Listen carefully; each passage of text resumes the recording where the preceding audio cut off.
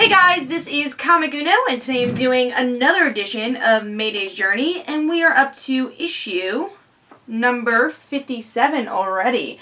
So let's talk about this issue. This is an issue I kind of forget about. This is not one I tend to reread. I'm not a big fan of the alternate universe type stories, so I tend to forget this one, especially since I love that last issue where we get to see Spider-Girl on the anchor, and then I really love the last issue of this story arc, which just really proves how strong and how much willpower Spider-Girl has. So this is the story I kind of tend to forget because it's in between these two great stories.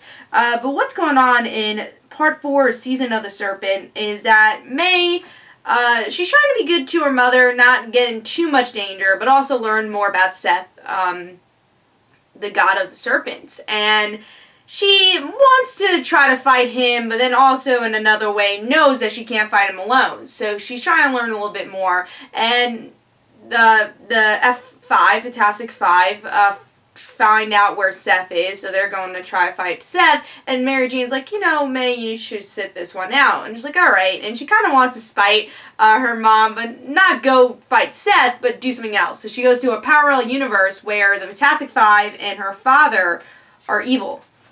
And that's just going to be a really fun story arc. It's like 2 issues, and then we go back to the Seth story, and a lot of things happen in, like, the end of this story arc, so it's a nice build-up. It feels like a diversion from the actual story arc. But yeah, this is kind of a forgettable issue, but also fun to see some dynamics with May and her mother. May usually doesn't spite Mary Jane, so it's interesting to see what she does. Like, hey, I want to do stuff. I'm going to go to a parallel universe. So it's interesting to see that she wants to be more like the other superheroes, kind of like superhero peer pressure in a way, which is fun to see. But yeah, it's cool to see more of the Avengers too. You don't really get to see A2 that often in Spider-Girl. I feel like they definitely have a good background of who these A2 members are, but you don't really get to see them interact that much. You have their miniseries, and that's pretty much it. But to see that American Dream and Spider-Girl actually are good friends, I'm glad to see that shine. I wish it did shine more during the series. There just wasn't enough time to explore Fantastic Five, Avengers, and Spider-Girl's story. But once it does happen, you have some fun story arcs like this. And to have evil Peter Parker against May is always going to be fun. I love the ending where she's like, Daddy?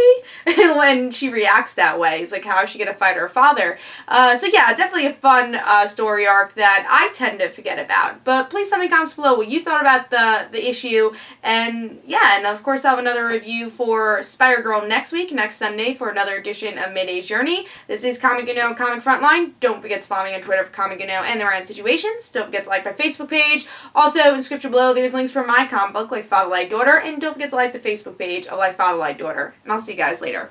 Bye.